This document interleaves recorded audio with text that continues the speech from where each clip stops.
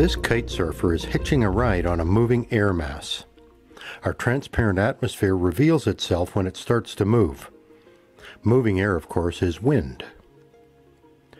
The atmosphere surrounding us is a deep ocean of air extending for kilometers above us.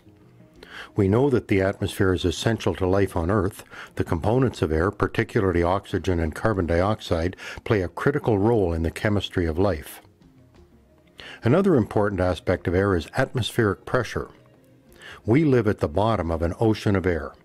Gravity pulls on this massive layer of gas, creating pressure.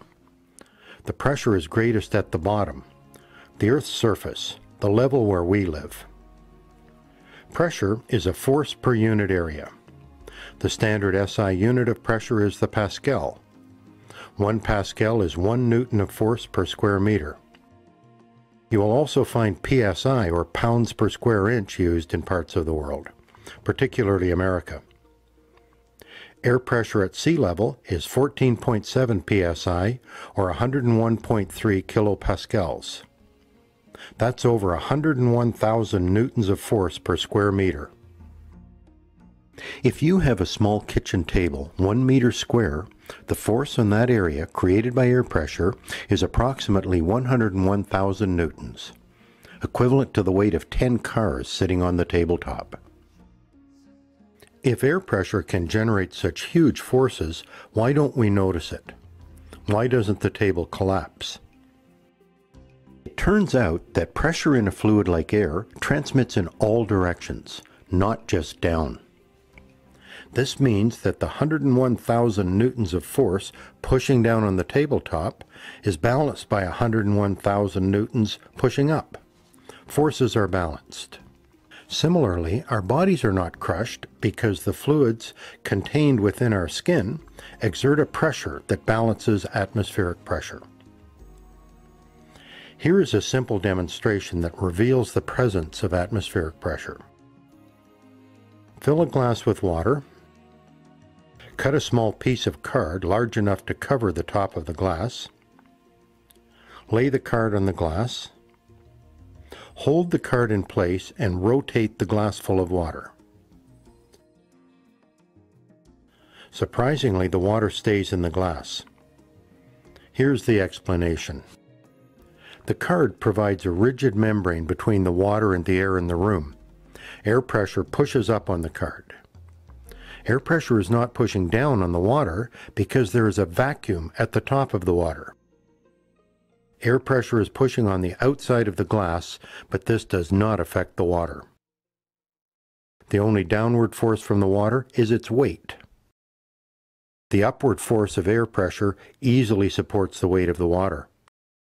If we drilled a hole in the top of the glass, air pressure would push on the top of the water would fall from the glass.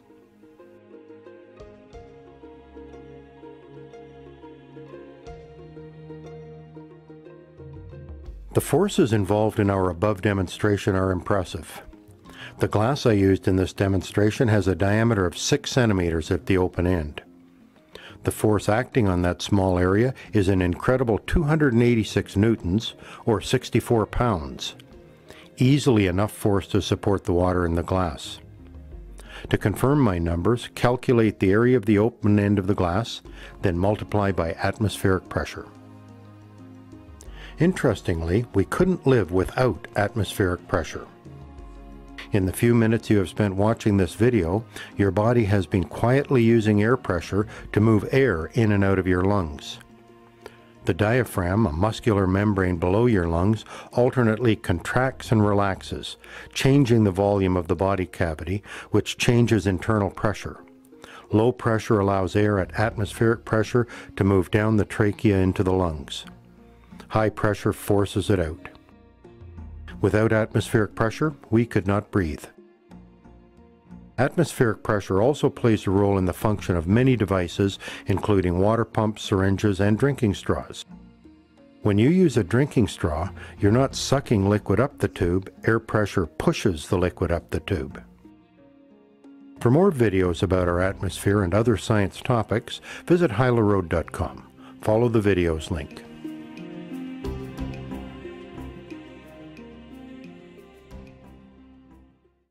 salah satu hobi yang banyak digemari oleh remaja beberapa tahun belakangan ini.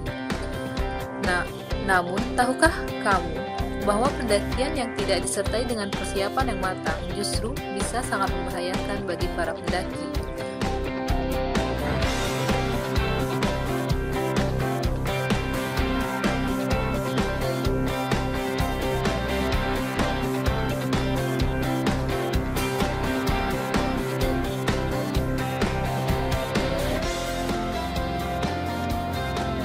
Jika berada semakin tinggi dari permukaan laut, kamu akan mulai merasakan kesulitan dalam bernafas, sesak nafas, mual, dan lain sebagainya.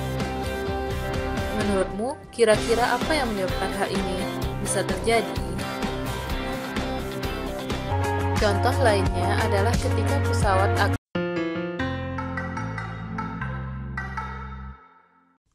We are surrounded by air from all the directions.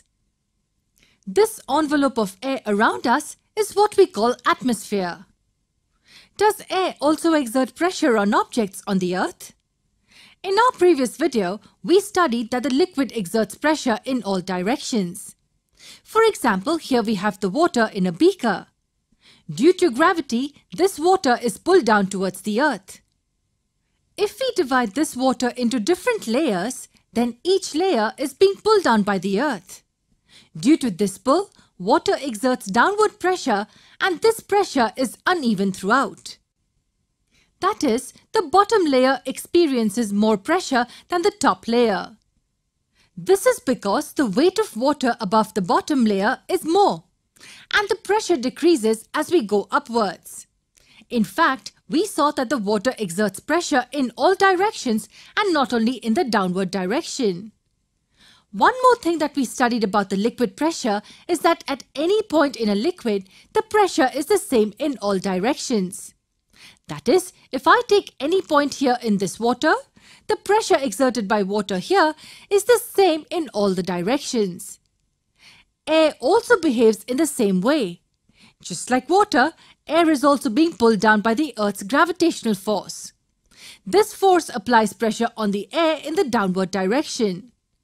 The pressure exerted by air is called air pressure or atmospheric pressure. Did you know that the atmosphere is divided into different layers?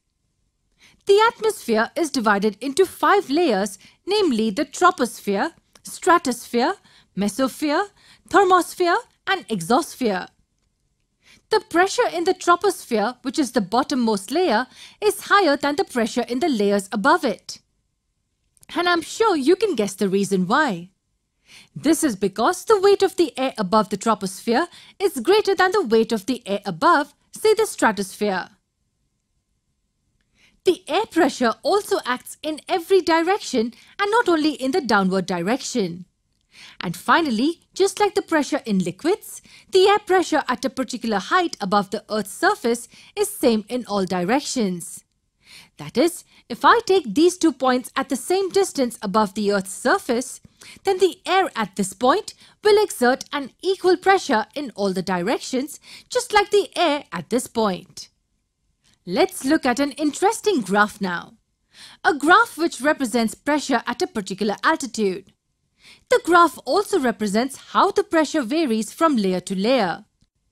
The troposphere layer is closest to the surface of the Earth and the pressure in this layer goes up to 100,000 Pascal, where Pascals, represented by PA, is the SI unit of pressure. This is massive pressure. This pressure pushes and pulls the object on the surface on the Earth. For example, if I take a table with the upper surface of 1 by 1 meter, the pressure exerted by the air on the table in the downward direction is greater than 1 lakh pascals. This is equivalent to 10 cars being put on this table. Yes, 10 cars. I know what you must be thinking. Why doesn't this surface collapse under this huge pressure? How does it handle such massive pressure acting down on it? A little while ago, we said that the pressure exerted at points above the Earth's surface is equal in all directions. So the pressure at every point on the table is the same in all the directions. That is, if downward pressure is pushing the table surface with a great force, then the upward pressure is also pushing it in the upward direction with the same force. Both the forces are balanced and the table does not collapse. As I said, pressure is not only acting in these two directions, it is acting on the surface in all the directions. Pressures acting in opposite directions cancel each other out. Here is one cool experiment that you can also perform at home. Take a plastic bottle filled with water. Take a cardboard paper and place it on the open end of the bottle like this. Hold this paper with your hand so that it does not move from its position and invert the bottle. Now let go of the paper. What did you see? The cardboard paper sticks to the surface. Why is it held to the surface? It is held to the surface because of the air pressure that is pushing the paper in the upward direction. The upward air pressure is sufficient to counter the downward push exerted by the water. Now make few holes in the bottle at its base. What happens now? Why did the paper fall off? Did the upward pressure on it stop acting or did it reduce in the value? No, it didn't. The upward pressure on it by the air remains the same, but the downward pressure increased in its value. When we made holes in the bottle, we allowed air to flow inside it from the top. The air from the top started exerting pressure on the water. The combined pressure of water and air from top could easily overcome the pressure exerted by air from the bottom. Hence, there is net force acting on the paper in the downward direction. That is, there is more pressure in the downward direction. That is the reason why this paper gets detached from the surface.